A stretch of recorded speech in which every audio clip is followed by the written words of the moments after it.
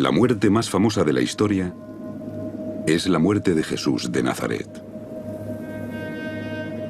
En el siglo I, hace 2000 años, fue crucificado por los romanos en Jerusalén. Las Escrituras nos dicen que 2 días después, María Magdalena, que estaba entre sus discípulos más íntimos, encontró la tumba vacía.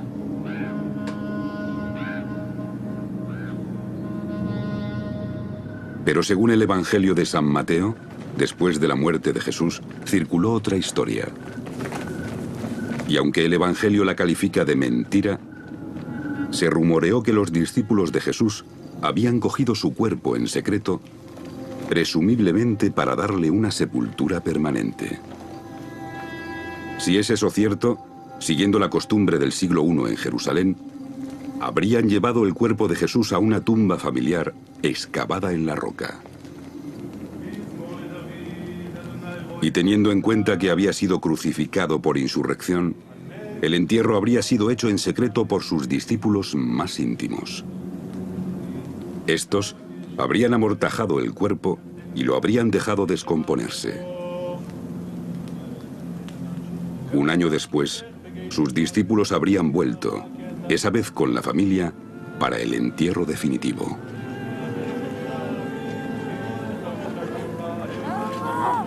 María, madre de Jesús, habría estado presente. María Magdalena también. Sus hermanos Simón, José, Judas y Jacob habrían preparado los huesos de Jesús para el entierro definitivo y los habrían colocado en un ataúd de piedra llamado osario.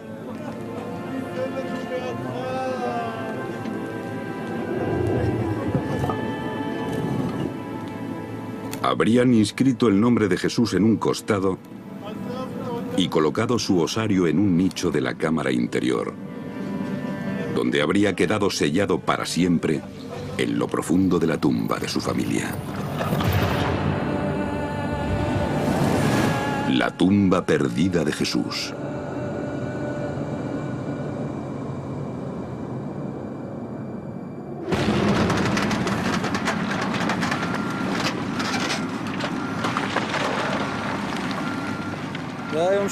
Era un viernes por la tarde.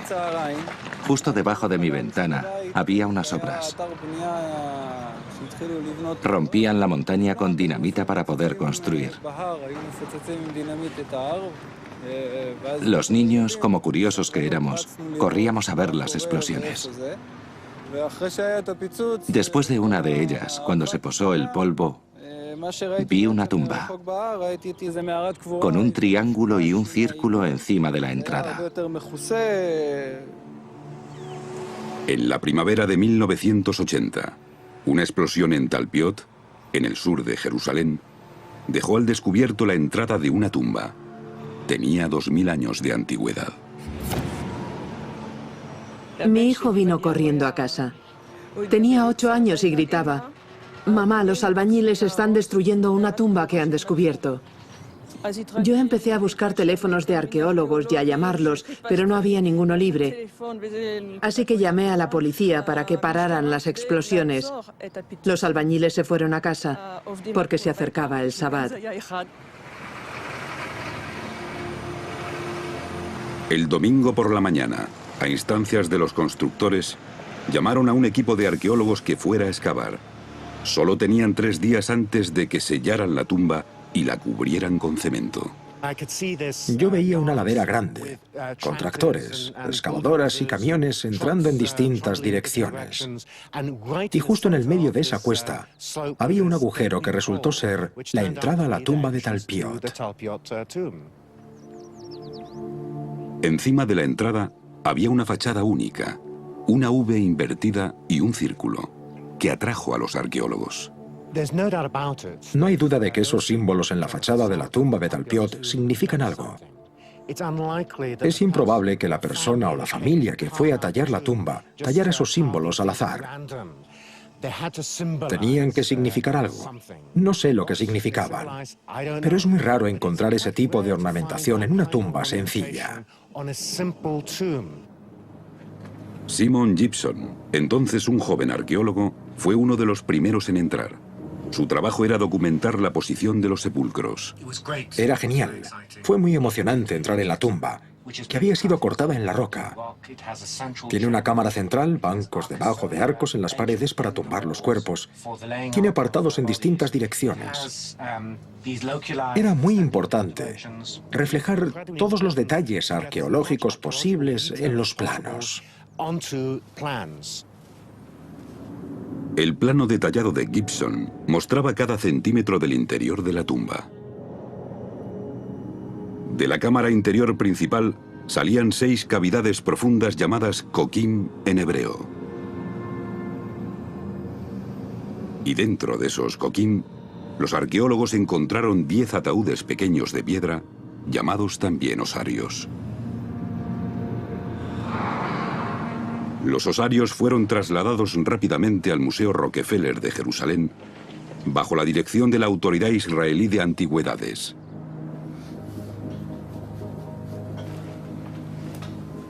Los huesos y restos encontrados dentro se guardaron en bolsas y cajas y se almacenaron para ser enterrados de nuevo.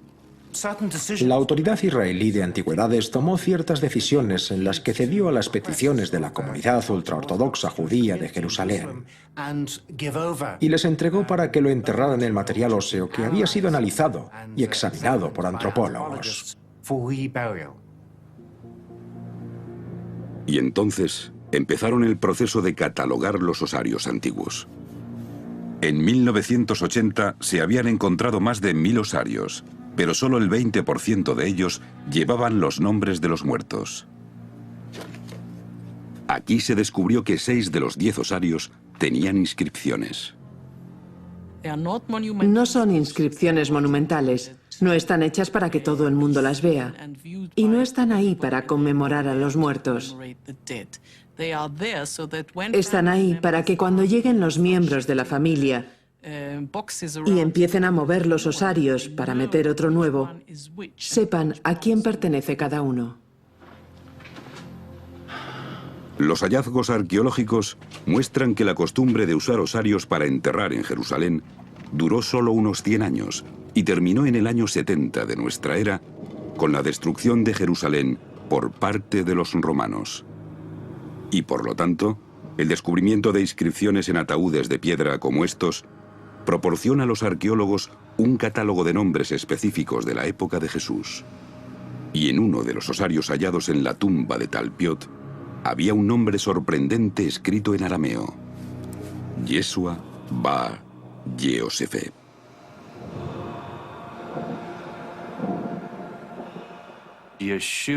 Yeshua o Jesús, hijo de José. Yeshua Bar Yosef. Cuando se encontró esto, creo que los arqueólogos no le dieron mucha importancia. El público sí se la habría dado, pero el público no se enteró. ¿Habéis encontrado un osario de Jesús, hijo de José? Pero apenas se habló de ello. Hoy el osario de Jesús, hijo de José, está en manos de la Autoridad Israelí de Antigüedades, la IAA, así como también el resto de los sepulcros de piedra extraídos de la tumba de Talpiot. La mayoría han sido guardados en este almacén enorme. ¿Pero por qué? Hemos reunido a un grupo de científicos, escolares y periodistas para investigar las 10 cajas antiguas de piedra caliza y descubrir por qué han sido ignoradas.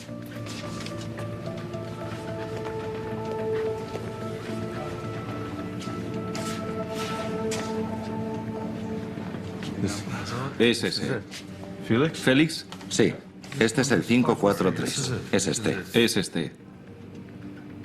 Jesús, hijo de José.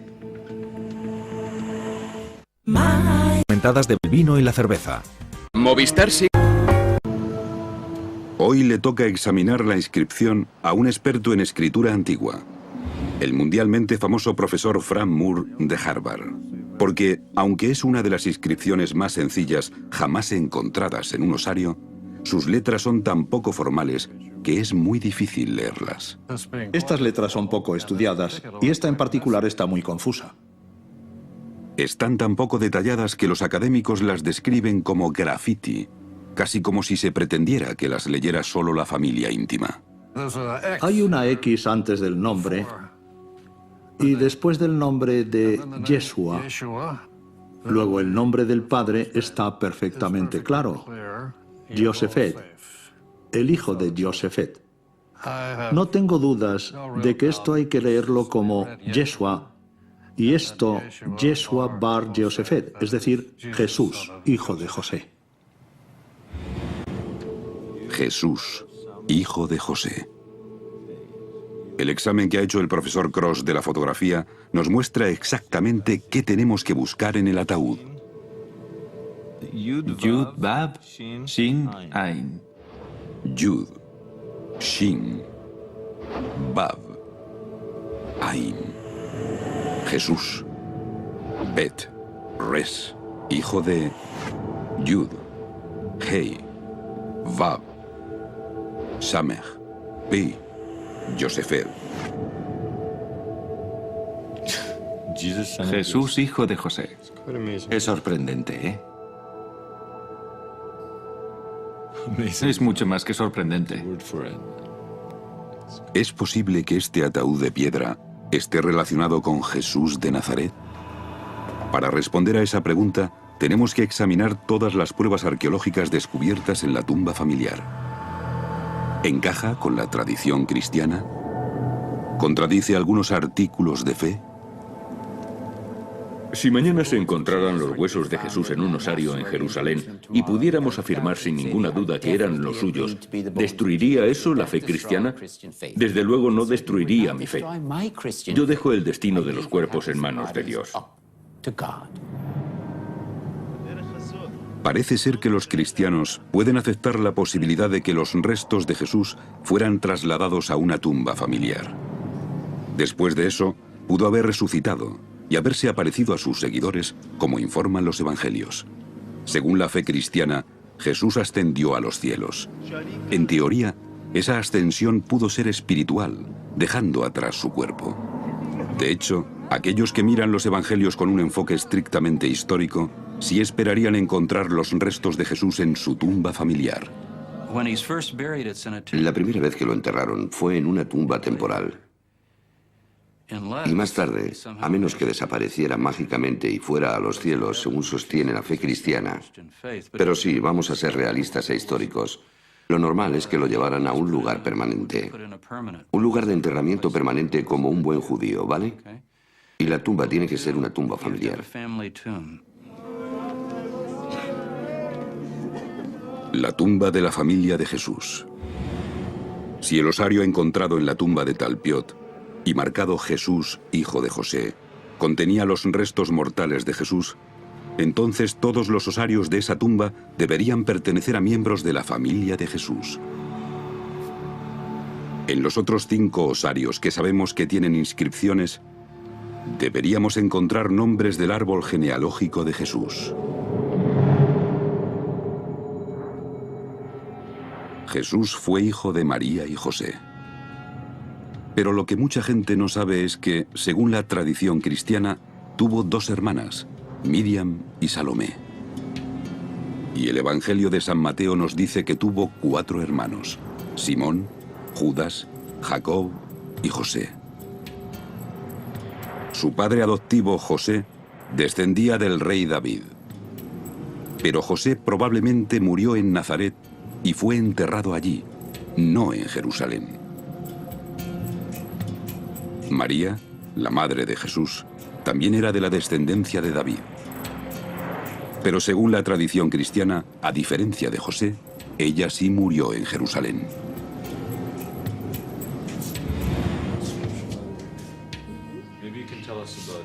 Y en la misma tumba de Jesús, hijo de José, se encontró otro nombre. El osario está ahora guardado en el sótano del Museo de Israel. Como pueden ver, la inscripción es muy sencilla. Las letras hebreas que forman este nombre son Mem. Mem es la M, Reish la R, Yud, que puede ser I o Y, y Hei, que en hebreo es la H latina. es decir, María. María.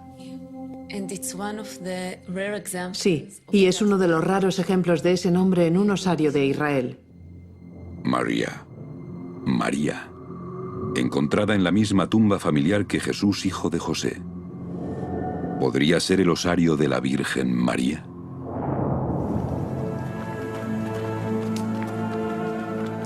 A través de la historia, desde los primeros escritos griegos de San Marcos, el primer evangelista, el nombre de la Virgen María nos ha llegado de esa forma: María. Es una versión latinizada del nombre hebreo de Miriam. Después de la muerte de Jesús, María siguió predicando sus enseñanzas y posiblemente reunió muchos seguidores. En aquellos tiempos de transición religiosa, conversos romanos empezaron también a seguir a Jesús, y a medida que crecía su popularidad entre los seguidores, se latinizó el nombre de María. Por eso en el Nuevo Testamento aparece como María. Es muy raro ver ese nombre escrito así en hebreo. Pero así es justamente como aparece en el osario de la tumba de Talpiot.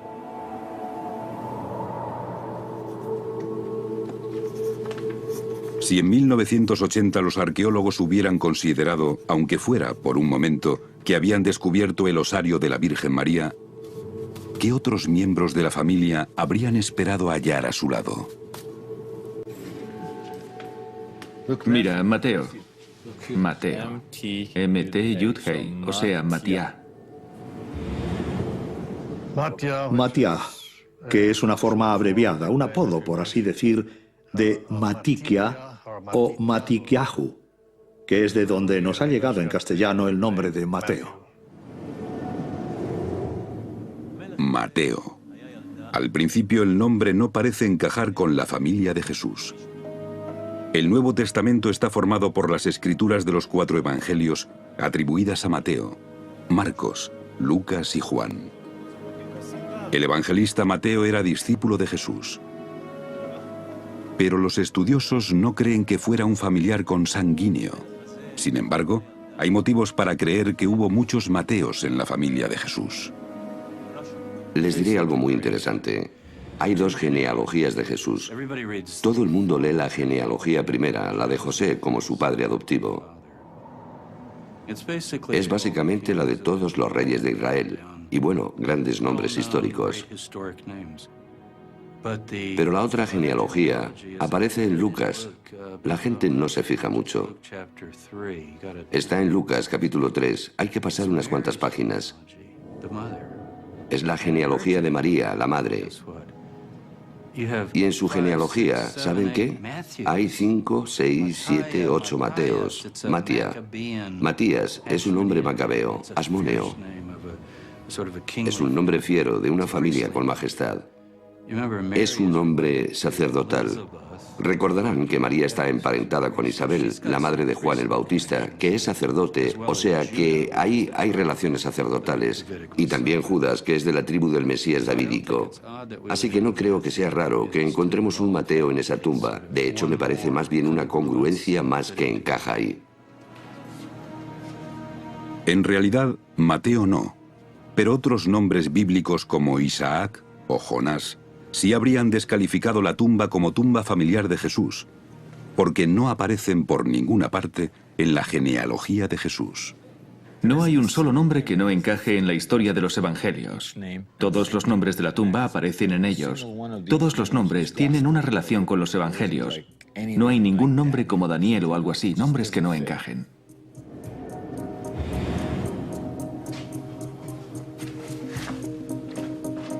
En 3 osarios habían descubierto 4 nombres: José, Jesús, María y Mateo. Y a continuación descubrieron otro nombre en un osario hallado en lo profundo de la tumba. La inscripción dice Yosa, con H al final. Y es una A, es el diminutivo de Yosefet, de eso no hay duda. Y seguramente es una inscripción muy poco corriente para un osario. Si me pongo a leer en hebreo, podría decir, vale, hay otro Yosefef, pero no es un Yosefef, es Yosa. En hebreo, Yossi es bastante común hoy en Israel. Yossi, Yossi, Joseph, como Joel, pero Yosa no se oye nunca, y tampoco se oía en el mundo antiguo. La Yo, la A, que se pronuncia así, Yosa. ¿Y saben dónde oímos ese nombre? En el Evangelio de San Marcos. Jesús tiene un hermano. No todo el mundo sabe que Jesús tenía hermanos. Muchos estudiosos, la Iglesia Católica, por ejemplo, dicen que eran primos y otros dicen que eran hermanastros. Pero la mayoría de los historiadores y estudiosos de la Biblia han admitido ya que Jesús tenía hermanos. En los Evangelios aparecen los 4 hermanos, Jacob, José, Judas y Simón, pero el José de San Marcos, y solo el de San Marcos, el primer evangelista, no es Yosefef, es José. Yosa, o José en castellano, era el hermano de Jesús. Pero los evangelios no nos dicen mucho más que eso. Desaparece después de 3 citas breves. Lo que le ocurrió a José es un misterio. Pero si los osarios de la tumba de Talpiot pertenecen a la familia de Jesús, entonces hemos encontrado por fin a José. De todas las inscripciones de osarios jamás halladas, solo hay una donde se escriba así el diminutivo de José. Mirad, está claro como el agua, Yosa. Y es algo increíble, porque según la ley judía, si alguien tiene un apodo, tienes que poner ese apodo en el ataúd o el sepulcro. Y es el apodo lo que aparece aquí al lado de Jesús, hijo de José. Al hermano se le conocía como Yosa, no Yehosefer, y así es justamente como está escrito, Yosa, José.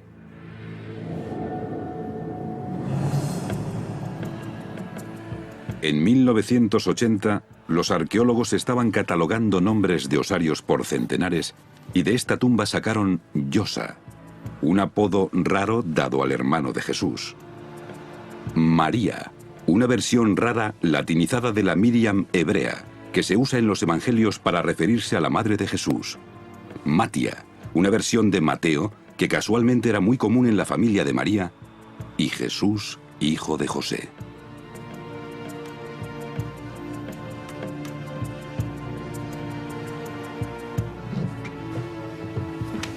Hallados todos juntos en una tumba familiar, todos limpiados y catalogados, todos los huesos vueltos a enterrar juntos aquí, en una tumba consagrada especialmente en las afueras de Jerusalén. Todos los osarios fueron entonces catalogados y almacenados durante décadas en los estantes de un almacén. ¿Por qué nadie se fijó en los nombres? Recordarán que los años 70 y principios de los 80 fueron el periodo del boom en la excavación de tumbas en Jerusalén y alrededores. O sea que traían grandes cantidades de osarios al Museo Rockefeller, el cuartel general de la Autoridad Israelí de Antigüedades. Y esas inscripciones se consideraban bastante comunes. Esos son los nombres más comunes entre los judíos del primer siglo de nuestra era. Son nombres muy populares en ese periodo. Un dato que tenemos es que hay una serie de nombres que recuerdan muchos de los nombres que encontramos en el Nuevo Testamento. El otro dato es que encontramos esos nombres en muchos otros lugares. O sea que sugerir que esa tumba era la tumba de la familia de Jesús es una sugerencia poco documentada y hay que tener mucho cuidado con eso. Todas las tumbas de los alrededores de Jerusalén están apareciendo lentamente en obras en construcción y en algunos casos se están destruyendo. Así que no es tan extraño que unos albañiles descubrieran la tumba de Jesús. Es algo que puede ocurrir y creo que tenemos que considerarlo. Se ha hablado de probabilidades estadísticas, pero nunca han sido examinadas por expertos en estadística. Hasta ahora. Andri Forberger es profesor de matemáticas y estadística. Ha reunido, a partir de osarios y otras fuentes, todos los nombres conocidos de la época de Jesús. Por el procedimiento de anotar la frecuencia con que se dan esos nombres, puede evaluar estadísticamente los nombres descubiertos en Talpiot. Una de las cosas interesantes de esta tumba en concreto es que, desde un punto de vista laico, Si miras los nombres que se dan en este grupo y te concentras en los nombres individualmente, puedes muy bien tener la impresión de que no hay nada extraño en este grupo en particular. Pero el modo correcto de analizar eso es mirar todos los nombres juntos. De acuerdo con la estadística, si estuviéramos en una calle atestada del Jerusalén antiguo y gritáramos el nombre de Jesús, nos respondería el 4% de los hombres. Si gritáramos el nombre de Miriam, respondería el 25% de las mujeres. Los dos nombres eran comunes. Pero lo que explica Forberger es que si gritáramos el nombre de un Jesús con un padre llamado José, una madre llamada María y un hermano llamado Yosa, las probabilidades de que respondiera alguien serían muy bajas. Desde un punto de vista estadístico, no estudiamos la incidencia de los nombres individuales, donde decimos que cada uno de ellos es un nombre muy común. Miramos el modo en el que se combinan los factores entre sí. Y no que un padre se llame Yosefet no es nada raro. Que un hijo se llame Yeshua tampoco es raro. Pero al combinar esos dos juntos, ya es más raro. O sea, que hay una posibilidad de que esta tumba en concreto sea la de una familia del Nuevo Testamento. Es una posibilidad que, en mi opinión, hay que tomarse en serio. Tomarse esa posibilidad en serio significa que tenemos que intentar encontrar más pruebas. Y un modo de hacer eso es encontrar la tumba de Talpiot. Pero la tumba fue enterrada, sellada y cerrada con cemento hace más de 25 años. Encima se construyó un bloque grande de apartamentos. Aunque pudiéramos localizarla, quizá fuera imposible entrar en ella, enterrada ahora bajo metros de cemento y cimientos. Después de estudiar planos de construcción de décadas de antigüedad y compararlos con informes arqueológicos de la IAA, nuestro equipo cree haber descubierto la situación subterránea de la tumba de Talpiot. La tumba de Talpiot está situada a medio camino entre el antiguo Jerusalén y Belén, las dos ciudades más importantes para Jesús y su familia. Habría sido una situación ideal para la tumba de la familia, porque así los parientes supervivientes podían desplazarse desde las dos ciudades a visitar la tumba. Bien pensado, es perfecto. Está justo entre Jerusalén, allí, donde está Itai, y Belén, aquí. Si yo fuera miembro de la familia de Jesús, querría que me enterraran aquí, ¿vale? Vale, sabemos que hay una tumba justo aquí, ¿verdad? Nuestra investigación muestra que en 1980 se descubrieron dos tumbas en Talpiot. El techo de la segunda había sido destruido parcialmente por los obreros, pero se volvió a cerrar y no se excavó debido a las limitaciones de tiempo y las presiones de grupos religiosos para que no se tocara. Los informes arqueológicos muestran que esa segunda tumba está 20 metros al norte de la primera. Ahí es donde tiene que estar la otra tumba. Los planos del apartamento muestran que la primera tumba está localizada debajo de un patio y al lado de una pared de dormitorios. Creemos que esa es la tumba que buscamos. Sabemos que una de las tumbas está debajo del patio. Sabemos que salen tuberías de ella. Ahí es donde entras tú. Los bocetos de la IAA sugieren que quizás se instalaron tuberías de acceso a ambas tumbas antes de seguir construyendo encima de ellas. Es corriente que se añadan esas tuberías a petición de rabinos en respuesta a la creencia ortodoxa de que los espíritus necesitan un paso despejado desde la tumba. Vamos a bajar por muchos metros que haya hasta que lleguemos al fondo. Una vez que estemos abajo, si el dibujo está bien y hay esa curva en la tubería, la cámara bajará por la curva y veremos lo que hay allí. A mí me preocupa que las tuberías sean mentira. Que el que hizo los pisos pusiera tuberías allí solo para contentar a los rabinos. Oh, sí, las almas pueden moverse, pero que no haya nada allí. Idealmente, tú bajas tu cámara por esa cosa. Sí. Confirma que hay una tumba, que hay un espacio entre la tumba y el dormitorio, si puedes. No sé a qué profundidad está, pero hacemos un agujero en la pared del dormitorio y ¡boom! Estamos dentro.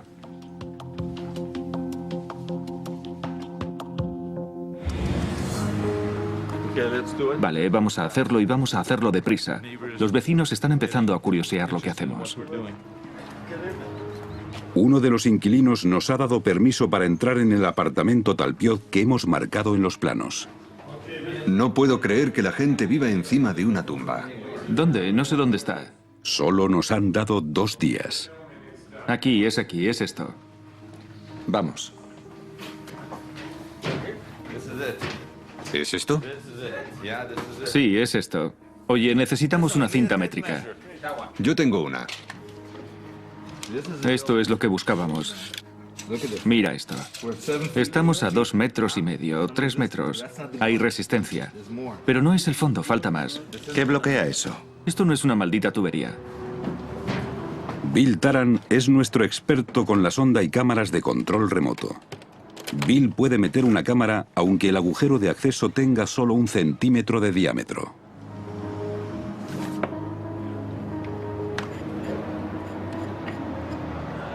¿Qué tienes ahí? Es la videosonda, es muy ligera. Puedes verte la cara ahí. La cámara está en la punta y la luz también. Sí. Vamos a ver a dónde apunta la cámara. ¿Qué puede hacer? Es articulada y se mueve en todas las direcciones, así podrá mantenernos en el centro de la tubería para que podamos ver lo que hacemos. Voy a centrarla y a insertarla en la tubería. Vale. Vale. Miraré contigo y moveré la cámara a medida que bajamos, para intentar mantenerla en el centro. Mira cómo bajamos. Sigue estando bastante despejado y estamos bajando. Hemos bajado más de 3 metros. ¿No hay escombros? ¿Qué es ese cambio de color? Cambio de color porque parece que usaron tuberías de colores distintos cuando metieron esta cosa. ¿Cuánto puede bajar tu cámara? 9 metros. Veo algo. No me gusta. ¿Ves eso? ¿Qué es eso? Parecen palos. Yo veo plástico y trozos de madera, escombros o algo parecido. No me gusta. No me gusta. ¿Sabes una cosa? Aquí hay un bloqueo muy serio. Félix, esto no me gusta.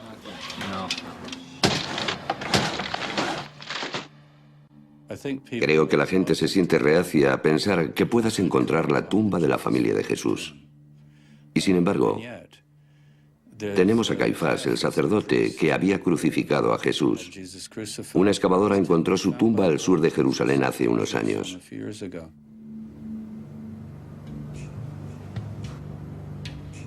En diciembre de 1990, unos obreros de la construcción descubrieron una cueva antigua de enterramiento del siglo I. Dentro había 12 osarios. 2 de ellos llevaban el nombre de Caifás. Este, el osario más adornado, tiene 2 veces tallada la inscripción José, hijo de Caifás.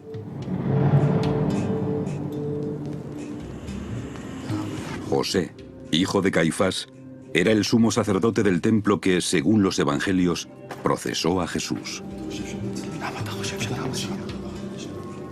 Desde su punto de vista, Jesús era un falso Mesías peligroso, que empujaba a las masas judías a levantarse contra los gobernantes romanos de Jerusalén.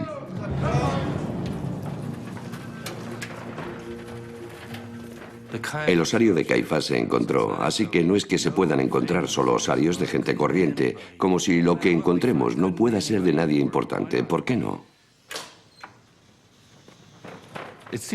Creo que no se mide todo con el mismo rasero. Usted dice que ese Caifás es probablemente el sumo sacerdote que procesó a Jesús según los evangelios. Y sin embargo dice que este grupo de nombres no son más que nombres judíos muy comunes. ¿Por qué está tan convencido de que este es ese Caifás? En la misma tumba hay otros osarios menos elaborados que llevan el nombre de Caifás. No José, hijo de Caifás, sino solo el nombre de Caifás.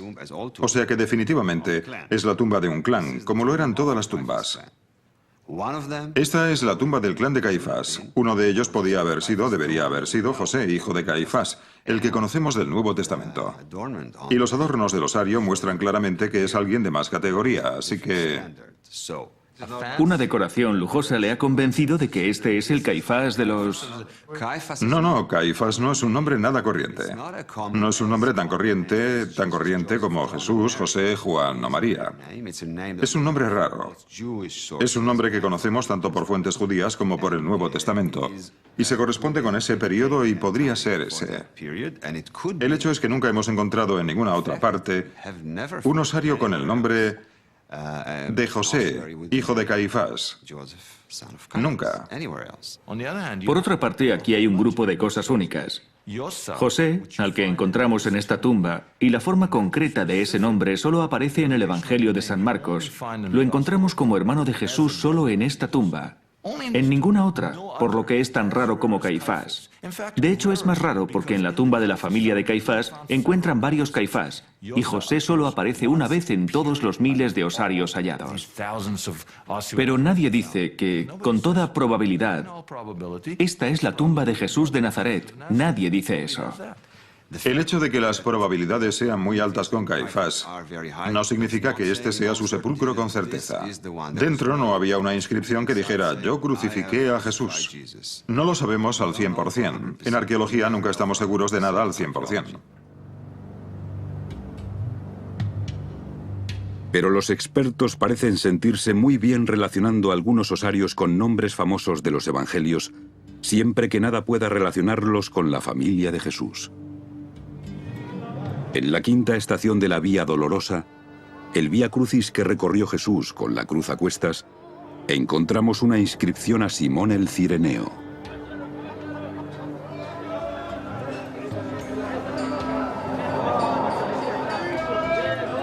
Aquí fue donde hubo un momento histórico a la par que íntimo entre Jesús y un hombre llamado Simón. Según los evangelios, Jesús tropezó durante el Vía Crucis. Y Simón, que había ido de visita a Jerusalén desde Cirene, le ayudó a cargar con la cruz.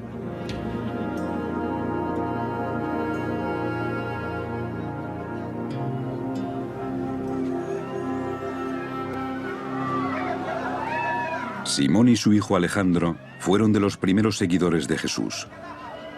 Los expertos están de acuerdo en que su osario ha sido hallado, aunque, curiosamente, descansa ignorado debajo del estante de un almacén en la parte de atrás de un edificio universitario. Bien, tenemos un osario que fue hallado en 1941. Una de las inscripciones dice claramente Alejandro, hijo de Simón. Alexandros Simonos. Ese está tallado claramente. Simón se puede ver muy claro. Exacto, Simón. Y al parecer, la tiza que está en el otro lado está ya muy desgastada. Tiene los dos nombres. Alejandro arriba, Simón debajo. Lo que indicaría que en este osario se metieron esos dos individuos. En la tapa del osario está inscrito el nombre del lugar, Cirene, en la Libia moderna. Simón el Cireneo aparece en el Nuevo Testamento ayudando a Jesús a llevar su cruz. Si los estudiosos coinciden en que este es su osario, seguramente lo sea. Y en ese caso es uno de los objetos más importantes de la cristiandad. ¿Y por qué está olvidado debajo de una mesa? Parte de la razón es que hace muchos años que lo encontraron, en 1941. Eso fue mucho antes de que hubiera revistas populares sobre arqueología bíblica para profanos.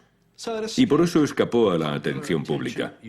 Hay que tener un publicista, hay que tener a alguien que diga, vaya, esto es algo importante, vamos a resaltarlo, ¿verdad? ¿Y si no acaba escondido en un almacén? Acaba escondido en un almacén. A lo mejor podemos ver esa inscripción verde. Si traemos la luz aquí, quizá esta vez podamos leerla. Sí. Oh, sí. Mirad esto, Sincha, ven aquí, mira esto. Olvídate de lo verde por el momento. Mira. No. Está cincelado. Creo que eso no se ha publicado. No se ha publicado, ¿verdad? No aparece en ninguna de las publicaciones. En el osario de Simón de Cirene, el hombre que ayudó a Jesús a llevar la cruz, encontramos el mismo símbolo que aparece grabado encima de la entrada de la tumba de Talpiot, la tumba que albergaba el osario con la inscripción Jesús, hijo de José. Yo nunca he oído hablar de esto. Estoy alucinado. Bueno, no me lo esperaba. Yo quería leer las letras verdes. No buscaba símbolos de los primeros cristianos. Símbolos de los primeros cristianos. ¿Este símbolo será anterior al de la cruz? ¿Es posible que el símbolo marcado en la tumba de Talpiot se convirtiera en el símbolo del movimiento de Jesús? Si la tumba pertenece a Jesús y su familia, sí lo es. Nada, mirad, nada. No va a ninguna parte. ¿Se mueve algo? Creo que es el plástico.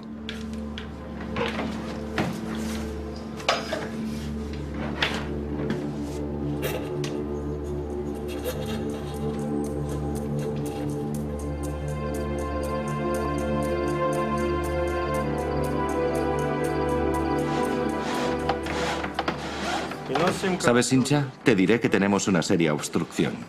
Sincha, creo que en este punto tenemos que llamar a un fontanero. ¿Vamos a entrar en la tumba con un fontanero? ¿Tienes una idea mejor? Itai, Sí. necesitamos un fontanero.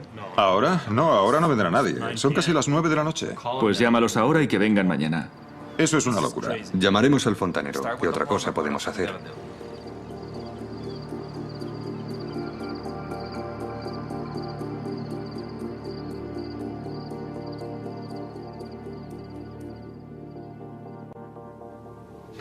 Hace más de 25 años, los arqueólogos encontraron 4 osarios relacionados con Jesús y su familia. Después descubrieron otra inscripción en un 5.º osario. La inscripción tiene 2 partes. La segunda parte dice Mara, mientras que la primera es un diminutivo de Mariamne. Y aunque nadie había visto ese nombre en un osario, se tradujo como otra versión más de María. María, conocida también como Mara.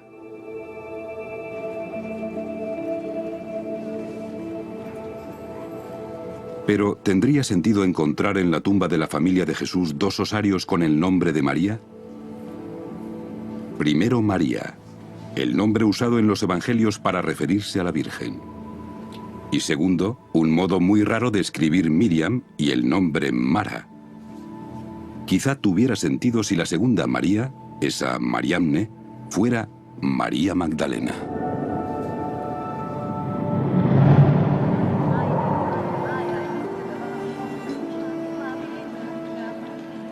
María Magdalena nos llega en el Nuevo Testamento no solo con un nombre, sino con un nombre y un título. Según los estudiosos, ella es María de Magdala, María Magdalena. Magdala era un centro comercial importante cercano al mar de Galilea. La gente de Magdala hablaba griego además de arameo. Las tradiciones cristianas sugieren que María Magdalena y su hermano Felipe predicaban a los judíos de habla griega. Y es bastante probable que la familia y los seguidores de María Magdalena escribieran su nombre en griego. El osario de Mariamne es el único con una inscripción griega encontrado en la tumba de Talpiot. Supongamos que en esta misma tumba de Talpiot, la segunda María Sí. fuera identificada claramente como María Magdalena. Supongámoslo. Sí. ¿Cuál sería su reacción con ese nombre dentro de este grupo? Sería fascinante y desde luego atraería mucha más atención y suscitaría muchas más preguntas. Pero no lo es. No tenemos a María de Magdala en la tumba. Si uno de los osarios hubiera puesto María Magdalena, yo habría dicho, vaya, y me habría quedado muy impresionada. Si ahí hubieran escrito María, procedente de Magdala, o María Magdalena, habría sido muy interesante. Si la inscripción de Mariamne se pudiera relacionar con María Magdalena, sería mucho más interesante. Sería extraordinario estadísticamente, porque podríamos crear una ecuación de probabilidades combinadas para el grupo de Talpiot que incluyera a Mariamne. Lo que ocurre cuando haces eso es que los factores de probabilidades individuales, aunque no sean muy grandes en un caso en particular, al multiplicarlos todos juntos, empiezas a formar una imagen del conjunto, que ya sí es en realidad un suceso muy raro.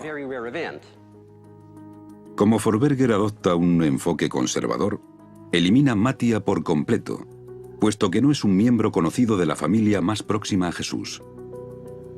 Forberger divide también el resultado por 4 para compensar por cualquier prejuicio no intencionado en los datos históricos, y a continuación vuelve a dividir el resultado por 1000, que son todas las tumbas del siglo I en Jerusalén. Al final, su modelo concluye que solo hay una probabilidad entre 600 de que la tumba de Talpiot no sea la tumba de la familia de Jesús, siempre que Mariamne se pueda vincular con María Magdalena. ¿Pero se puede? Una de las historias más famosas asociadas con María Magdalena está en el Evangelio de San Juan, donde Jesús impide la lapidación de una mujer condenada por adulterio.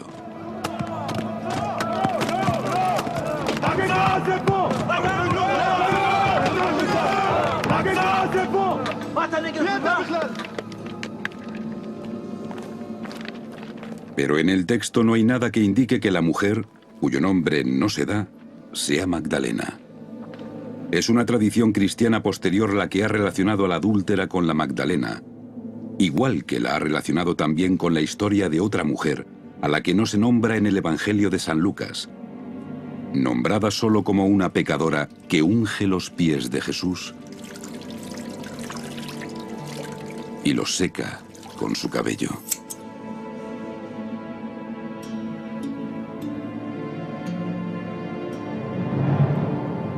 En la actualidad, los estudiosos creen que María Magdalena y las dos mujeres no nombradas en San Lucas y San Juan son mujeres distintas.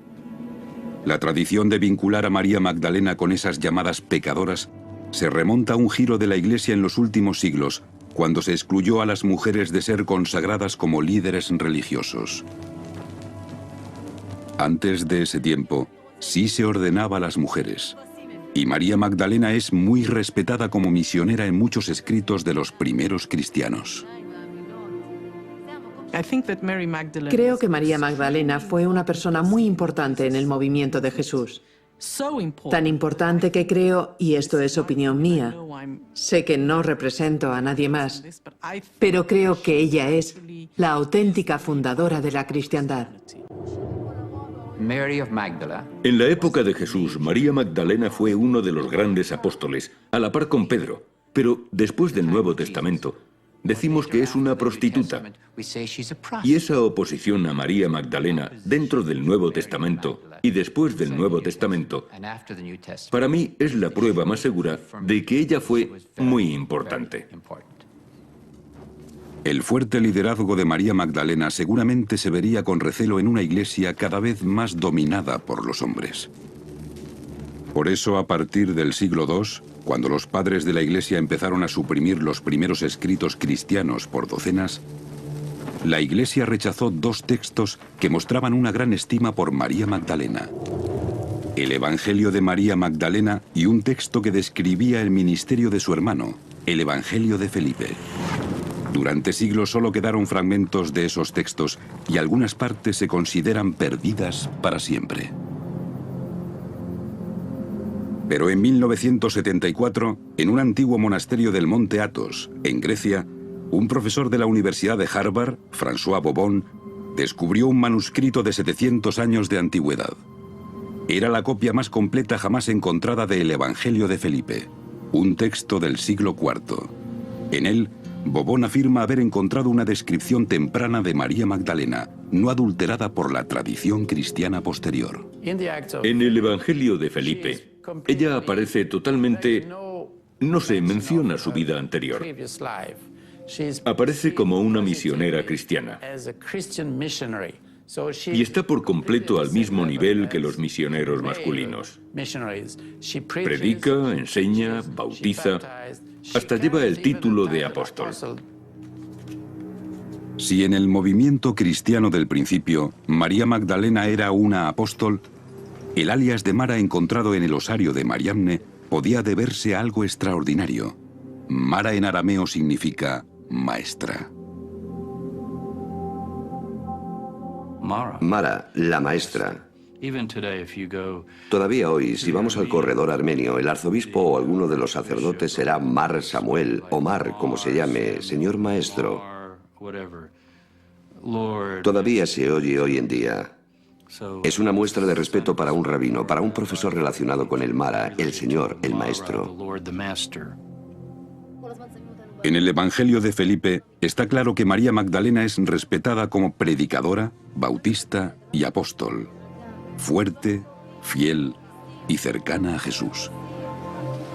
Entonces tendría sentido que sus seguidores la llamaran Mara, maestra. Pero, ¿qué pasa con las letras del primer nombre de la inscripción? Ese Mariamne jamás encontrado ni antes ni después en otro osario. En el Evangelio de Felipe, el nombre de María Magdalena se deletrea M-A-R-I-A-M-N-E,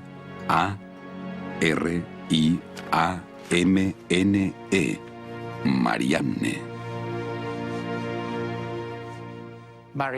En los evangelios sinópticos y en algunos textos no canónicos, como el Evangelio de María, el Pistis Sofía, etc., Mariamne es la misma mujer que María de Magdala o María Magdalena. El Evangelio de Felipe parece explicar todos los misterios detrás de esta inscripción. Pero si este es de verdad el osario de María Magdalena, entonces hay una cosa más que necesita investigarse. La creencia más común, basada en la tradición medieval, es que después de la muerte de Jesús, los discípulos fueron expulsados de Judea y se dispersaron por muchos países, viajando y predicando la palabra de Dios.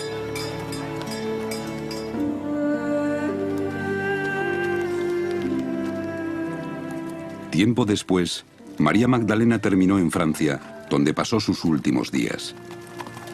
Según esa tradición cristiana, sería imposible encontrar el ataúd de María Magdalena en Talpiot, Jerusalén. No obstante, en el Evangelio de Felipe, escrito en el siglo IV, y que supone el relato más antiguo conocido de los viajes de María Magdalena, ella no muere en Francia. Según el Evangelio de Felipe, al final de la historia, se dice que Mariamne vuelve a casa, a Israel, al Valle del Jordán.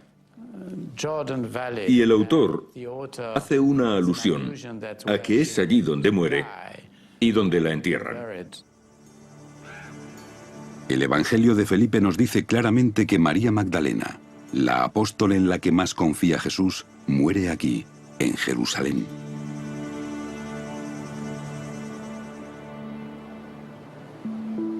¿Sería de verdad tan improbable encontrarla enterrada al lado de Jesús, en la tumba de la familia de Jesús?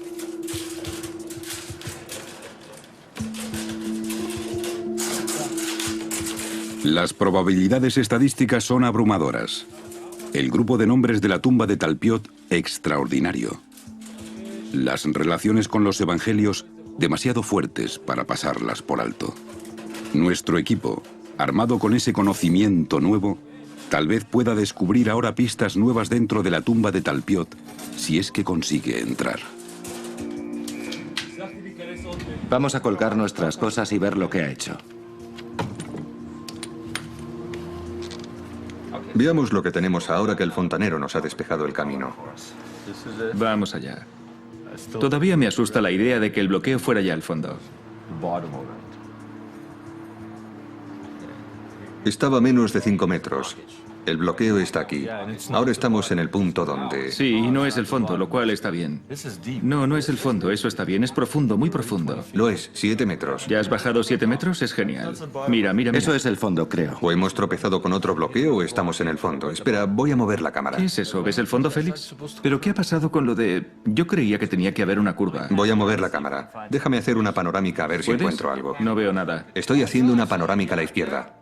Hay una abertura. Espera, lo he visto, sí, ahí está. Estamos ahí, es esto. Hay una abertura, desde luego, ahí está, ahí está. Es esto, estamos en la tumba, estamos justo delante de la fachada. Ahí está.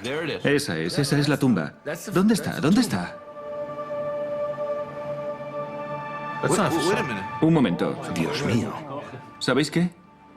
Esa no es. Esa no es la entrada a la tumba. Estamos en la tumba. Estás dentro de la tumba. Sí, desde luego. Eso es la tumba. Vale, aquí está. Es esta. Esta es la tumba. Tenemos la tumba. Hemos encontrado la tumba. ¿Pero dónde está el tejado en pico, Itai?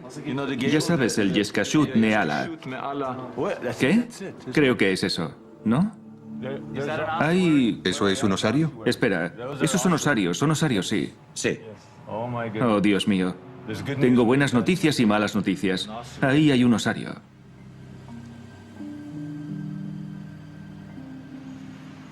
¿Y bien? ¿Qué significa eso? Significa que estamos en otra tumba. La nuestra está vacía.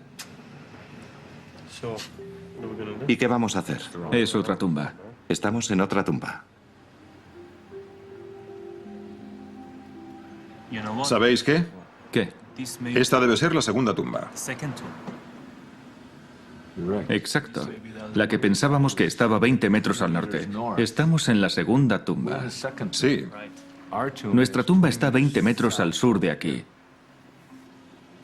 La buena noticia es que nadie ha visto nunca una tumba de la época de Jesús en tan buen estado.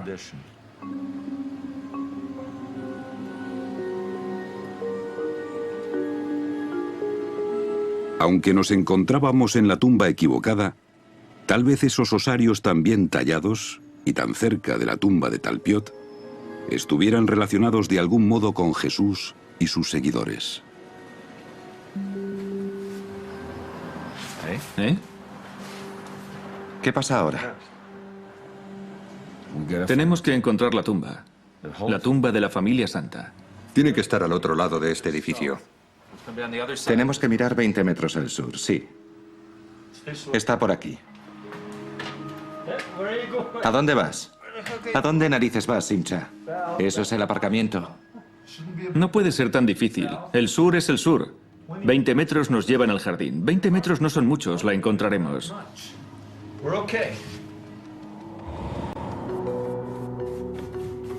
En 1980, la IAA catalogó 4 de los 10 osarios de la tumba de Talpiot como osarios sin inscripciones. Pero eso no significa que no tuvieran nada. Varios mostraban rosetas decorativas en los costados. Y en el panel trasero del osario catalogado con el número 80506 encontraron una cruz larga. Vale, mira esto. Mira esto, Félix. Es una marca. A mí me parece una cruz. Parece una cruz.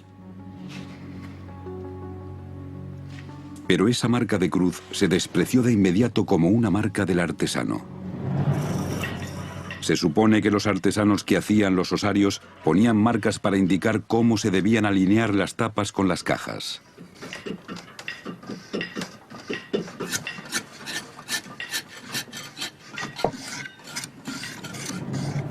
Esto no tiene nada que ver con la cristiandad. Es solo una raya. Es muy común. Creo que es una marca que hacen los artesanos. Y eso es porque las cruces sencillamente no se aceptan como cruces, en el sentido de símbolo cristiano, en ningún resto arqueológico que date de antes del siglo IV. La creencia más común entre arqueólogos e historiadores es que no hay apenas pruebas arqueológicas de los primeros cristianos hasta el siglo IV, 300 años después de la muerte de Jesús. Fue entonces cuando el emperador romano Constantino el Grande legalizó la cristiandad, lo que permitió que un movimiento clandestino pasara a ser aceptado en la sociedad civil normal. Su popularidad se extendió más allá del imperio y Constantino sería conocido como el primer emperador cristiano. Pero cuesta creer que el primer movimiento cristiano, lo bastante fuerte para sobrevivir a 300 años de persecuciones y a continuación invadir todo el imperio romano, no haya dejado pruebas arqueológicas de su existencia antes de su legalización. ¿Sabéis qué? Por el rabillo del ojo he visto una cruz dentro de un círculo. ¿Qué es eso? Eso es genial.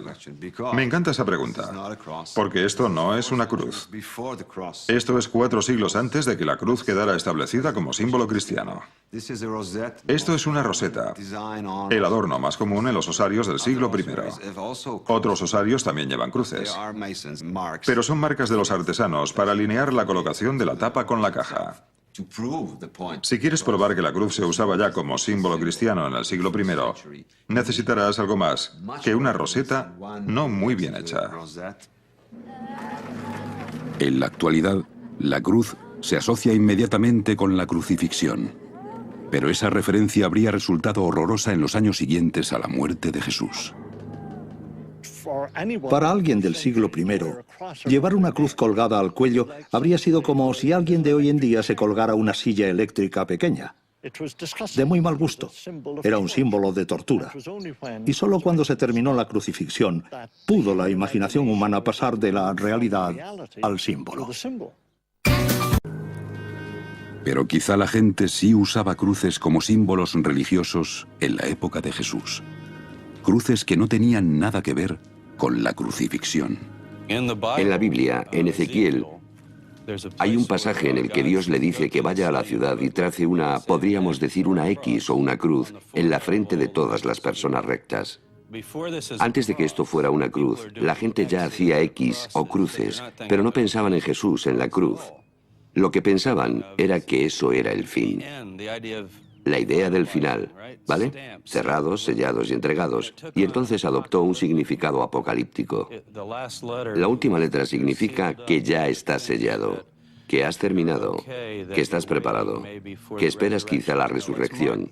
Es lo de vamos a marcar a la gente que está preparada con una X o una Tav. La Tav es la última letra del alfabeto hebreo, o Tao en arameo. En el libro de las Revelaciones, Jesús declara: yo soy el Alfa y el Omega, lo primero y lo último, el principio y el fin. Alfa y Omega son la primera y la última letra del alfabeto griego. Pero como Jesús hablaba en arameo, en realidad habría dicho: soy el Alaf y el Tao. Y en su época, la letra Tao se dibujaba como una cruz. En el osario que lleva la inscripción Jesús, hijo de José, directamente debajo del nombre de Jesús hay una inscripción intencionada de una Tao. Para nosotros eso forma parte de la inscripción original. Tiene la misma profundidad y el mismo estilo de la inscripción, más la vaporización mineral que claramente se mete en todas las letras. Si este símbolo, este Tao, era una marca de rectitud en la época de Jesús, bien pudiera ser que lo hubieran adoptado sus primeros seguidores. Y siglos después, habría evolucionado hasta convertirse en la cruz cristiana.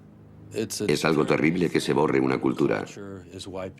Y sin embargo, hay un cierto sentido en lo que les ha pasado a Jesús y sus seguidores. Se convirtieron a la cristiandad.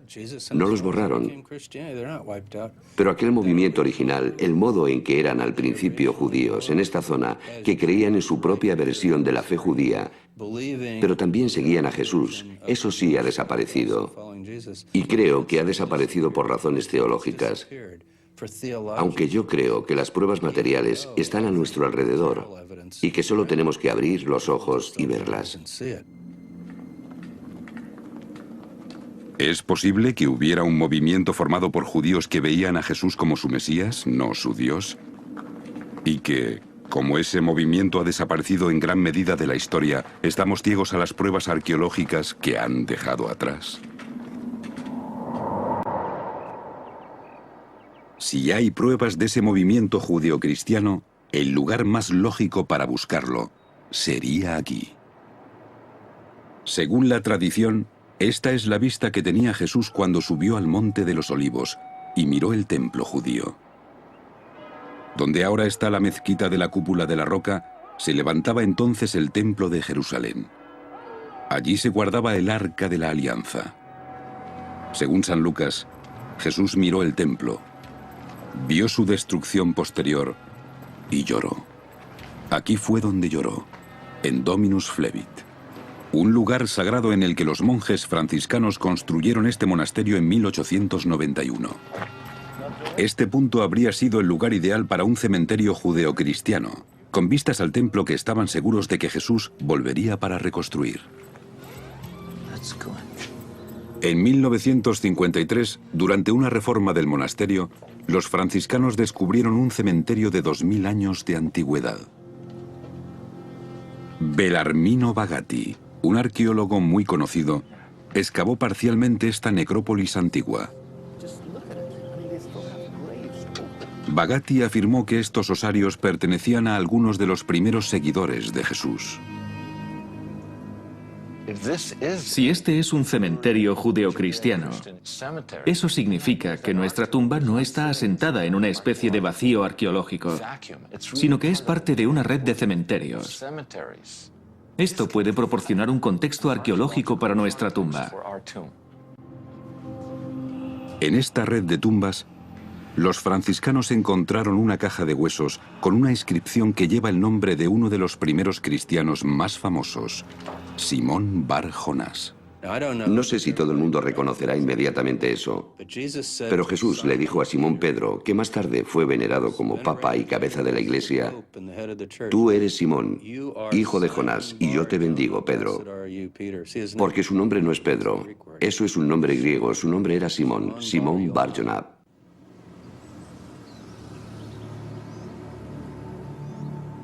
Hoy en día solo queda un trozo del osario. Los franciscanos lo han guardado en un museo pequeño al lado de su iglesia. Lleva una inscripción indiscutible, la única que se ha encontrado con el nombre Simón, hijo de Jonás. Simón era uno de los 12 apóstoles originales de Jesús. Según los evangelios, Jesús lo bautizó como Pedro, en arameo, Kefa, que significa piedra. Muchos cristianos lo consideran un santo y para la Iglesia Católica fue el primer papa. Según la tradición, Simón Pedro fue crucificado y enterrado en Roma. Entonces, ¿cómo puede estar su ataúd en Jerusalén? El hecho es que en Roma no se han encontrado nunca pruebas arqueológicas creíbles debajo del Vaticano relacionadas con Simón, hijo de Jonás. Y aquí hay un osario descubierto en Dominus Flevit que lleva su nombre. Y si esta es una necrópolis judeocristiana, forma parte de una red de cementerios que pertenecían a los primeros seguidores de Jesús, incluida la familia de Jesús.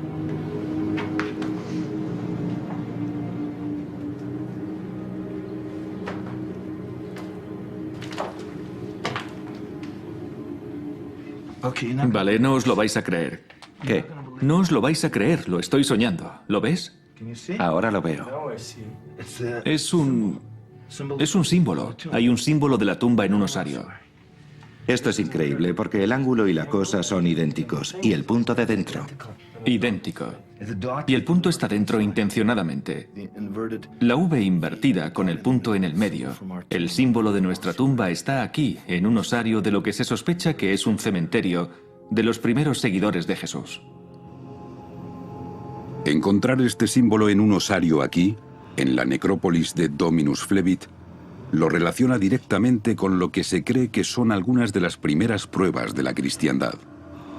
En cuanto a quien podía estar enterrado en este osario y si conocía o no al Simón el Cireneo, que mostraba las mismas marcas en su osario, o al Jesús hijo de José, en cuya tumba se grabó el mismo símbolo, solo podemos especular.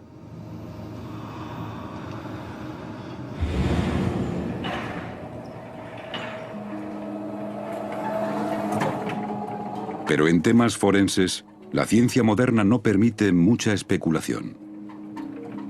Estudiando ADN antiguo de fragmentos de huesos y residuos humanos dejados en osarios, los científicos pueden averiguar ahora relaciones familiares entre las distintas personas de la tumba de Talpiot.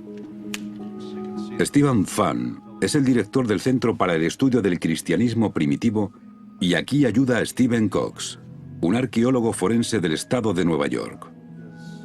Han descubierto material valioso dentro de los osarios que llevan las inscripciones de Mariamne y Jesús, hijo de José. Dentro de este osario tenemos material que se adhiere a la superficie de la piedra, formando un patrón circular muy interesante. Vale la pena recogerlo y echar un vistazo y ver cuál es su composición. El patrón y el material puede darnos una idea del quién, el qué, el cuándo y el dónde. Parece extraño que esas muestras puedan contener el ADN de Jesús y María Magdalena. Pero si hay material suficiente, estas pruebas pueden arrojar una luz nueva sobre Jesús y su familia. Esta es la muestra 80. Las muestras han sido numeradas y enviadas a este laboratorio de ADN en Thunder Bay, Canadá, uno de los únicos 5 laboratorios que hay en el mundo especializados en ADN antiguo.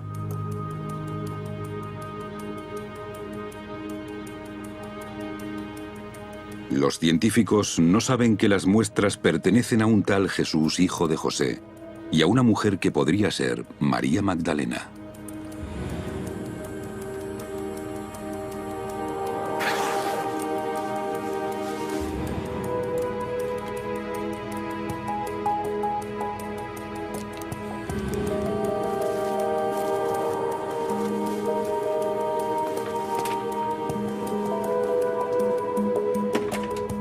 Si estas muestras de huesos pertenecen de verdad a María Magdalena y a Jesús de Nazaret, esperamos que las pruebas indiquen que no están emparentados genéticamente.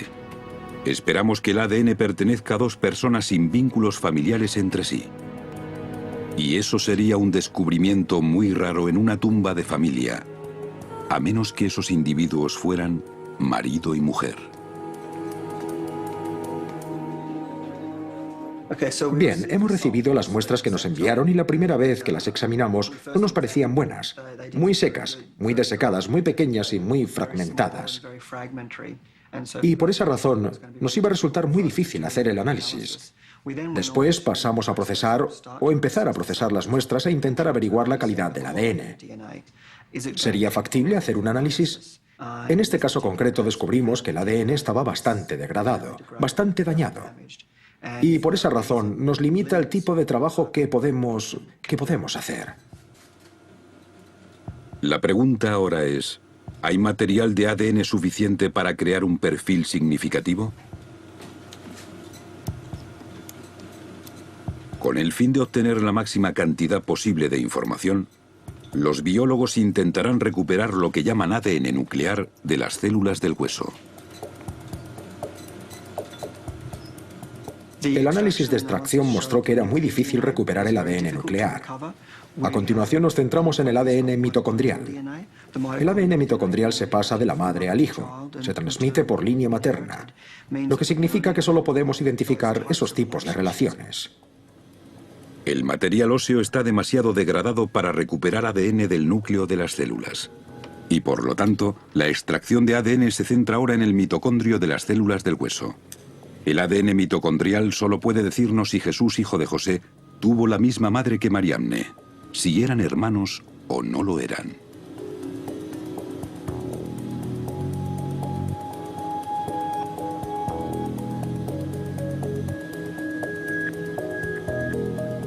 Si los biólogos no consiguen recuperar ADN mitocondrial de las células óseas, habrá que abortar la prueba.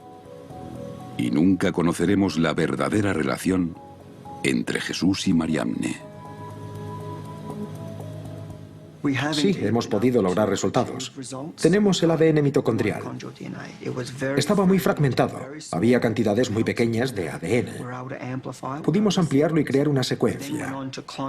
A continuación pasamos a clonar esos fragmentos de ADN secuenciados y al clonar el ADN pudimos comparar muchas copias juntas. Y eso aumenta la validez del trabajo. Y así podemos comparar las secuencias entre un individuo y el otro individuo. Y eso es básicamente lo que hemos hecho. Y hoy puedo mostrarle los resultados.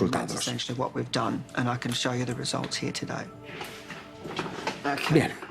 Aquí lo que tenemos son 2 secuencias, solo secuencias representativas, una para cada individuo. Y lo que les voy a mostrar son algunas de las variaciones entre los dos individuos. Y así tenemos aquí un poliformismo, esta G y la A. Un poliformismo es una variación entre esta secuencia y otra secuencia, o una variación entre esta secuencia y la secuencia de referencia. Utilizamos un poliformismo para indicar o identificar un perfil mitocondrial. Y este poliformismo muestra una diferencia entre las dos personas. Tenemos también otro poliformismo aquí. Tenemos una T y una C, que muestran otro poliformismo de diferencias. O sea que tenemos un número de poliformismos que muestran diferencias entre las dos secuencias. Podemos pues concluir que esas dos personas no están emparentadas. O por lo menos no están emparentadas por vía materna. No tienen la misma madre. No pueden ser madre e hijo, no pueden ser hermanos de madre. O sea que con estas muestras concretas, como proceden de la misma tumba y creemos que es una tumba familiar, estas dos personas, si no son parientes de sangre, lo más probable es que fueran marido y mujer.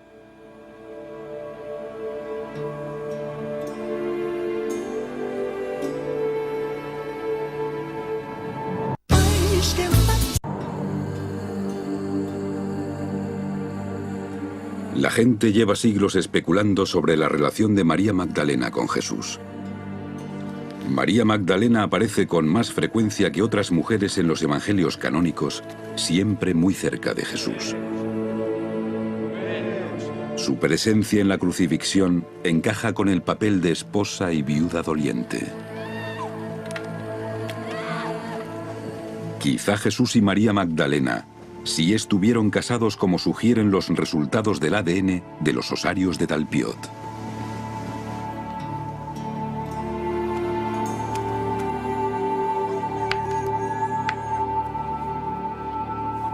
Y quizás su unión se mantuvo en secreto para proteger a una dinastía potencial.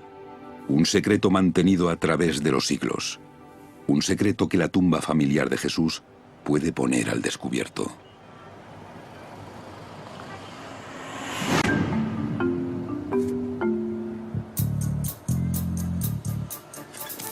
Por fin hemos podido contactar con uno de los constructores originales de los apartamentos Talpiot. Efraín recuerda la tumba, pero no está seguro de su situación exacta.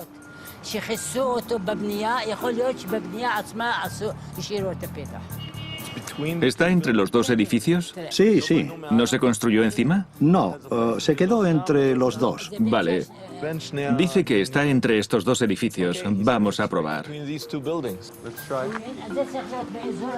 Entre los dos edificios de apartamentos hay un jardín grande con terrazas altas. Y Efraín afirma que la tumba está en esta zona. Tiene que estar justo detrás de esta pared. Pero la cuestión es, ¿en qué terraza? No podrán subir ahí.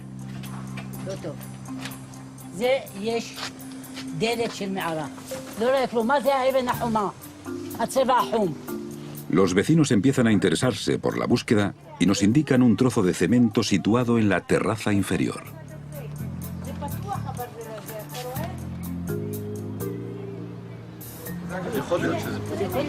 ¿Esto tiene un propósito práctico? ¿Puede que esté debajo de ese bloque de cemento? Efraín explica que el cemento no tiene ningún propósito estructural, pero lo interrumpe la aparición casi profética de una mujer ciega que ha vivido en los apartamentos desde que se construyeron. Aquí está. ¿Esto es la tumba? Eso es la tumba. ¿Cómo puede estar tan segura? Porque me acuerdo. Estaba abierta y los niños entraban y salían, así que vinieron y la cerraron. ¿Sabe si la llenaron de cemento o arena? Me parece que se limitaron a cubrirla. ¿Y usted está segura de que está aquí? Estoy 1.000.000% segura. 1.000.000% de certeza. No necesitábamos más. Si podíamos retirar el cemento, quizá nos encontráramos con la entrada a la tumba de la familia de Jesús.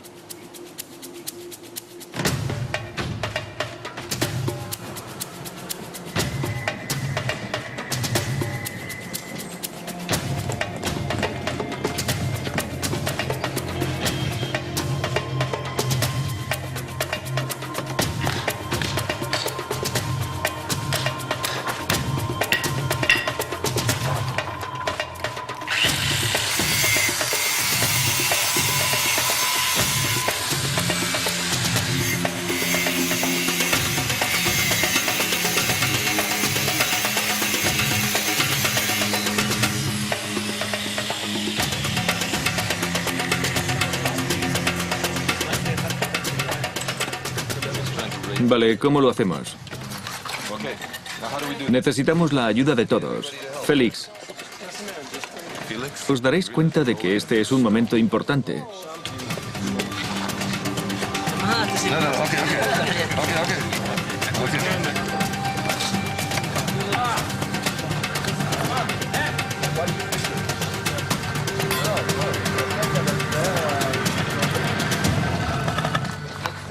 Es increíble. Es aquí, Simcha. Es la tumba. Vale, ¿seguro que es esta? Sí, buen trabajo. Me estoy pellizcando, no puedo creerlo. Vale, vamos. Haz la foto y compárala.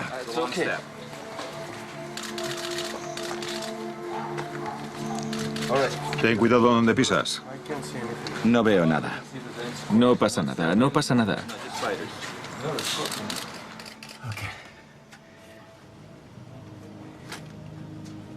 Vale. Definitivamente es aquí. Mirad, ahí está la V invertida. Es preciosa. Es fantástica. Es roja. Mirad. Igual que en el libro. Igual que en la foto. Mirad eso. Félix, la hemos encontrado.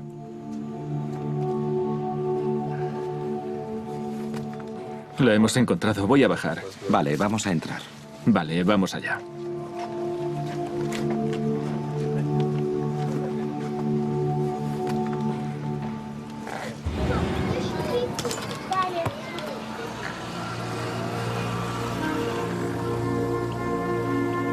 La apertura de la tumba, 26 años después de su hallazgo, coincide con otro giro en la historia. Uno de los osarios de Talpiot ha desaparecido. Contando estos, 1, 2, 3, 4, 5, 6, 7, 8, 9, 10. Aquí tenemos 10 osarios. Pero las visitas al almacén de Bet Shemesh han descubierto un extraño error en los archivos. He ido al almacén de la Autoridad Israelí de Antigüedades, en Bet Shemesh. Me han dado una hoja impresa que indica que hay 9 artículos de esta tumba. Lo dice claramente. Número de artículos 9. Y viene una descripción de los osarios y de dónde están colocados en el almacén. Uno de los osarios de Talpiot se perdió de algún modo y en alguna parte. Y con este osario perdido empieza otro misterio nuevo. Puede que robaran el osario. Quizá un albañil de la obra de 1980 tenía las manos largas. Los osarios pueden alcanzar precios bastante altos en el mercado de antigüedades. Y en octubre de 2002 apareció un osario de piedra en una colección privada. Llevaba la inscripción Jacob, hijo de José, hermano de Jesús. Oded Golan, un coleccionista bastante conocido, declaró que había comprado el osario décadas atrás a un comerciante de antigüedades árabe en la ciudad vieja de Jerusalén, pero que no había sido consciente de la importancia de la inscripción. Fue uno de los primeros osarios de mi colección. No le presté una atención especial, porque los 3 nombres que se mencionan en el osario, que son Jacob, Joseph y Yeshua, son muy comunes en el siglo I. Y en consecuencia ni se me ocurrió pensar que pudieran pertenecer a la familia de Jesús. Y además yo no sabía que Jesús hubiera tenido hermanos. Después de la muerte de Jesús, su hermano Jacob, o lo que es lo mismo, Santiago, continuó su ministerio y congregó a bastantes seguidores como líder indiscutible del movimiento de Jesús. Más tarde, las escrituras cristianas nos dicen que fue muy respetado tanto por los primeros cristianos como por los judíos fariseos. Y en el siglo I, el historiador judío Flavio Josefo dedica más tiempo a Jacob que a Jesús. Pero al igual que su hermano Jesús, el miedo a su popularidad e influencias religiosas lo llevaron a la muerte. El sumo sacerdote Anás lo condenó a ser lapidado en Jerusalén en lo que se consideró un acto de asesinato judicial.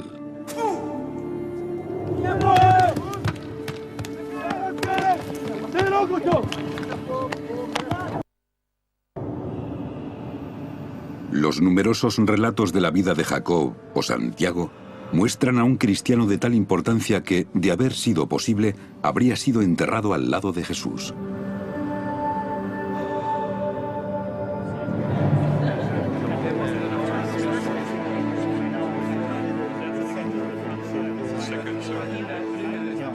Un estudioso vio la colección de Oded Golan en 2002 y sugirió que el osario de Jacob podía pertenecer a la familia de Jesús de Nazaret. Y así empezó lo que es ya una controversia famosa, una batalla entre estudiosos y científicos sobre la autenticidad del osario de Jacob. El osario de Jacob, ¿de dónde salió?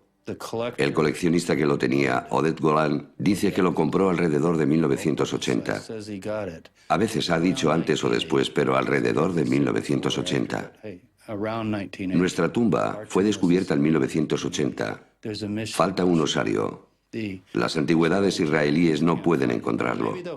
Puede que lo encuentren en algún almacén, pero yo estudié las dimensiones porque sentía curiosidad.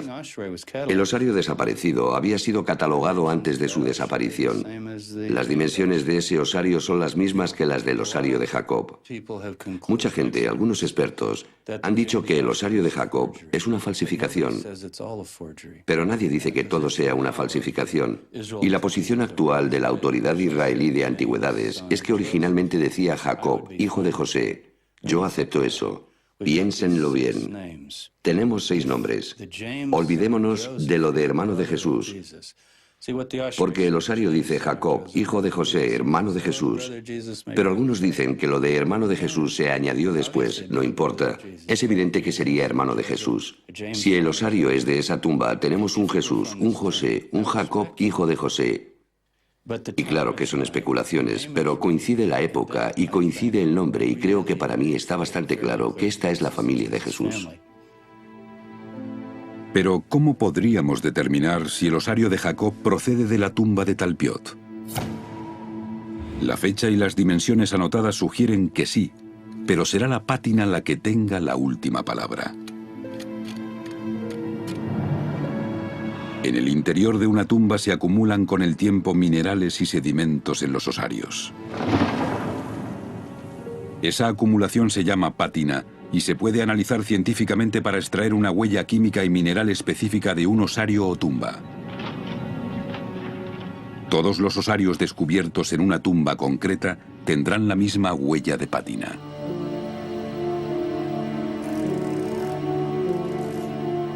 Las muestras tomadas del osario de Jacob muestran rastros de materiales como titanio y hierro que solo se dan en el osario de Jacob. Si la pátina encaja con la de los osarios de la tumba de Talpiot, será una buena prueba de que el osario de Jacob es el mismo que desapareció y pertenece a la familia de Jesús.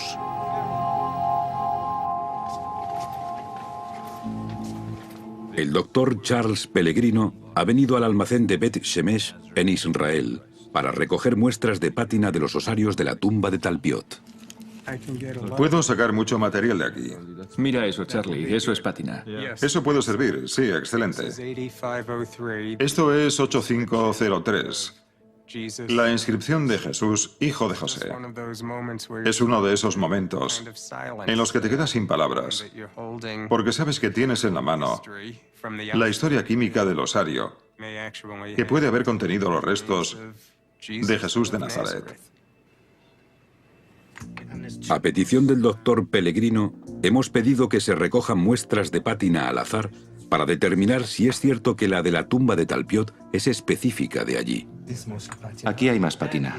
Hay de sobra para que trabaje Charlie con el microscopio electrónico. Si las muestras aleatorias no encajan con los osarios de Talpiot y las muestras de Jacob sí, las probabilidades estadísticas de que hayamos encontrado la tumba de Jesús serán abrumadoras. Si fuera posible obtener pruebas de que el osario de Jacob puede ser ese osario desaparecido, eso tendría un valor adicional muy importante. Yo diría que sería determinante, siempre y cuando ese fuera el caso.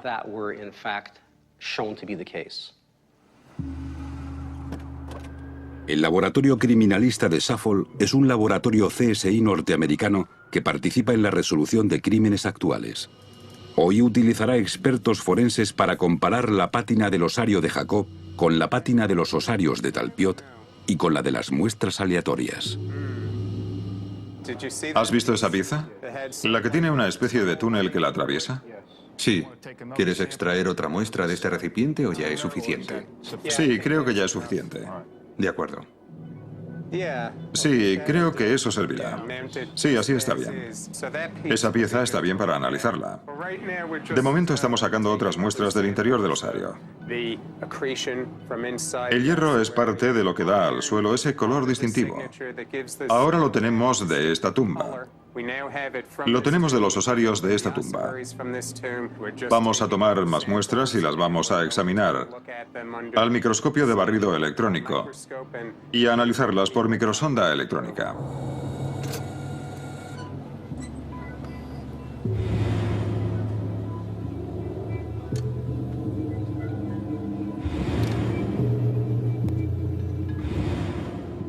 Lo que vemos aquí ahora es el espectro de la muestra de pátina que acabamos de analizar. Este material es principalmente piedra caliza. ¿No es así, Charlie? Sí, es lo que llamaban la tiza de Jerusalén. Es una piedra caliza muy blanda. Pero lo que me parece interesante son los pequeños rastros de materiales que hemos encontrado aquí y que no responden a las propiedades de la piedra caliza general que esperábamos encontrar. Estoy hablando de hierro, titanio, potasio, fósforo y magnesio. Hasta el momento, la composición elemental que hemos analizado en esta sección concreta de pátina encaja con los rastros de materiales que hemos encontrado en el osario de Jacob. La firma es la misma. Se corresponde. Las muestras de pátina de la tumba de Talpiot se corresponden con las del osario de Jacob. Pero, ¿y las muestras aleatorias? Resulta que ninguna de ellas encaja con las de Talpiot. Los mismos montículos químicos y minerales de la tumba de Talpiot se dan solo en la pátina de Jacob. Esta es la prueba clave que indica que el osario con la inscripción Jacob, hijo de José, hermano de Jesús, es el osario que falta de la tumba de Talpiot. Y cuando incluimos el osario de Jacob en nuestro modelo estadístico, el factor de probabilidades cambia de 600 contra 1 a favor de la tumba a 30.000 contra 1, lo que sugiere que esta tumba pertenece a la familia de Jesús de Nazaret.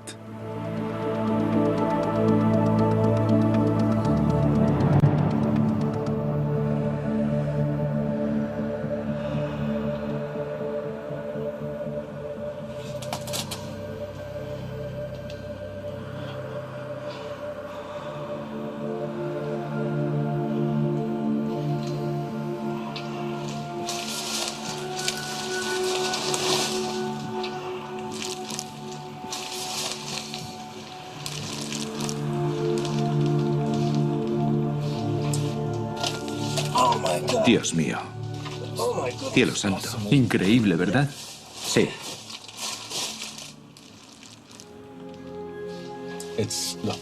Mira, 1, 2, 3. Estos nichos, los cochín. 2 aquí, 2 aquí, 2 aquí, 6 en total. Mira, 2 nichos mortuorios donde colocas el cuerpo. El cuerpo de Jesús, el cuerpo de María estarían ahí. Mira esto, y ahora mira esto. Vale. Es esta, Félix, no hay duda. Es una joya de tumba. Mira eso, es muy profundo. Sí, esos cochín son muy profundos. Eso no se me había ocurrido. Mira eso, Félix, ¿qué es eso? Es una incisión. Sí, aquí hay una inscripción. Esto es griego. Eso es una M. Eso es una N griega. ¿Es una N o M? Es N. ¿Y qué es esto? Necesitamos un paleógrafo aquí. Esto es antiguo. 2, 3, 4, 5, 6 letras. ¿Es griego o latín? Desde luego no es hebreo. Al mirar a nuestro alrededor, nos dimos cuenta de que estábamos sentados en montículos de páginas de escritura en descomposición. ¿Qué es eso? Alumbra eso, alumbra aquí. Mira eso, Félix. Esto está lleno de libros sagrados desintegrándose. Según la ley judía, los libros bíblicos no se pueden destruir. Hay que enterrarlos como a los seres humanos. Parece ser que en las semanas siguientes a la retirada de los osarios y antes de que se cerrara de nuevo la tumba, una escuela de rabinos de la zona la llenó de textos sagrados dañados. Entre ellos, encontramos uno que Jesús menciona como la clave de su ministerio. Es el libro de Jonás. Jesús dice en los Evangelios, si queréis saber, los apóstoles le preguntan, ¿qué te propones, maestro? Y él dice, si queréis saber lo que me propongo, leed el libro de Jonás. Esa es la clave. Y ahora tenemos el libro de Jonás justo aquí. Los evangelios nos dicen que Jesús hablaba constantemente en claves y parábolas. No es de sorprender, teniendo en cuenta que era un líder de lo que hoy se llamaría un movimiento antigubernamental, un hombre destinado a la crucifixión. Y aquellos que hablan en clave a menudo guardan grandes secretos. En las excavaciones apresuradas de 1980, los arqueólogos retiraron de la tumba de Talpiot el último osario con una inscripción. El osario pertenecía a un niño. En el Museo Rockefeller tradujeron la inscripción Yehuda Bar Yeshua. Sí, Yehuda Bar Yeshua se traduce por Judas, hijo de Jesús. Judas, hijo de Jesús. El Nuevo Testamento no dice que Jesús tenía un hijo, pero quizá, en este caso, la arqueología nos obliga a arrojar una luz diferente sobre el Nuevo Testamento. ¿Es posible que este osario contuviera en otro tiempo los restos del hijo de Jesús y María Magdalena? Enamoras más en verano. Si Judas era su hijo, es lógico que su existencia se mantuviera en secreto, puesto que a Jesús se le consideraba un pretendiente al trono. Las autoridades romanas probablemente habrían arrestado y crucificado a un hijo suyo. Era una época de grandes persecuciones. Todos los relacionados con el ministerio de Jesús estaban en peligro. A su primo, Juan Bautista, le cortaron la cabeza. Jacob, su hermano, fue lapidado. Simón, otro hermano, crucificado. Si Jesús y María Magdalena fueron padres, seguramente sabían que, de hacerse público el nacimiento de su hijo, éste correría un grave peligro. Quizá el discípulo amado, cuyo nombre no se da y que aparece en el Evangelio de San Juan, sea en realidad el Hijo de Jesús.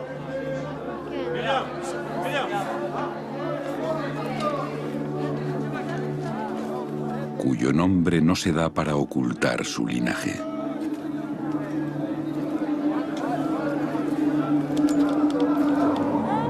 En Juan 19:26, Jesús pide al discípulo amado a los pies de la cruz que cuide de su madre. Después le dice a María, mujer, aquí tienes a tu hijo. Tradicionalmente, se creía que en esa escena Jesús se dirigía a María, su madre. Pero, ¿puede ser que la tradición esté equivocada? ¿Es posible que Jesús hablara a María Magdalena, su esposa, y le encomendara el cuidado de su hijo?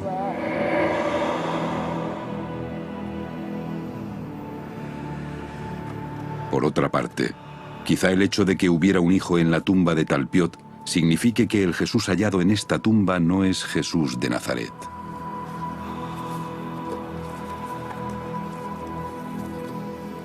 Pero en ese caso, tendríamos que creer que en la misma época y en el mismo lugar vivió otro Jesús que también tenía un padre llamado José y dos parientes varones cercanos llamados Jacob y José,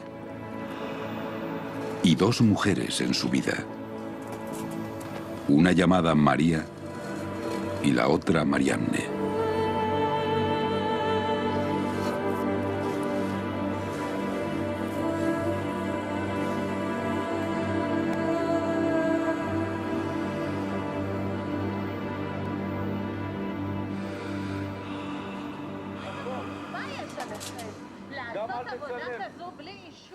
¿Qué es ese ruido? Creo que les molesta que estemos aquí. Voy a hablar con ellos.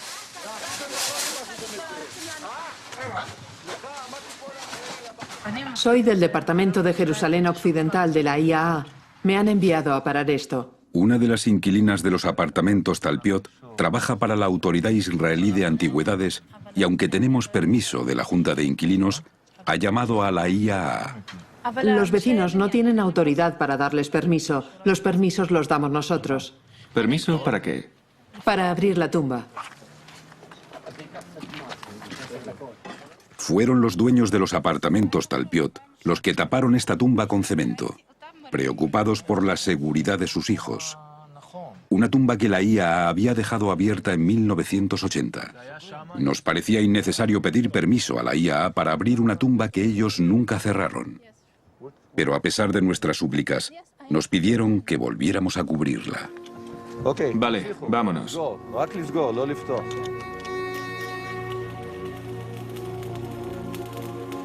La tumba que quizá contuvo los restos de María, la madre de Jesús.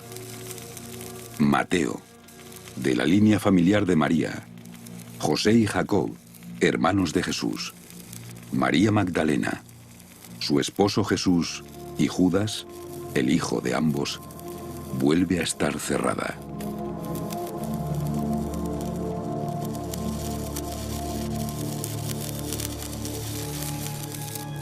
¿Quién sabe los secretos que alberga todavía en su interior? ¿Y cuánto tiempo seguirán escondidos bajo los apartamentos Talpiot?